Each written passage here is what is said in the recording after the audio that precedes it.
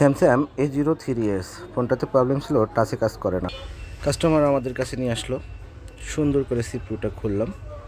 সিপিইউটা খুলে নিয়ে সিপিইউটা পরিষ্কার করার পরে সুন্দর করে রিভলভ করলাম। সিপিইউটা দেখতেই পারতেছেন, খুব সুন্দর করে 350 ডিগ্রি হিট দিয়ে সিপিইউটাকে রিভলভ করলাম। আলহামদুলিল্লাহ, রিভলভটা হয়ে গেল। এবার হালকা পেস্ট দিয়ে বোর্ডে ইনস্টল করার পালা। বোর্ডে হালকা পেস্ট দিলাম। বোর্ডটা অবশ্য আমরা আগের থেকেই ক্লিন করে রাখছিলাম, নাহলে ভিডিওটা অনেক লং হয়ে যায়, যার ফলে অনেক কিছু ভিডিওতে কাটিং করা হয়। সিপিইউটা লাগাচ্ছি, 350 ডিগ্রি হিট ব্যবহার করা হয়েছে।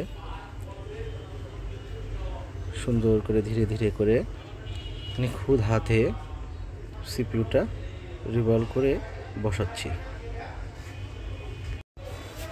লাগাচ্ছি। সম্পূর্ণ ভিডিওটা দেখবেন, আশা করি ভালো লাগবে। এবং এই ধরনের ভিডিও পেতে অবশ্যই আমাদের চ্যানেলটি সাবস্ক্রাইব করে রাখবেন।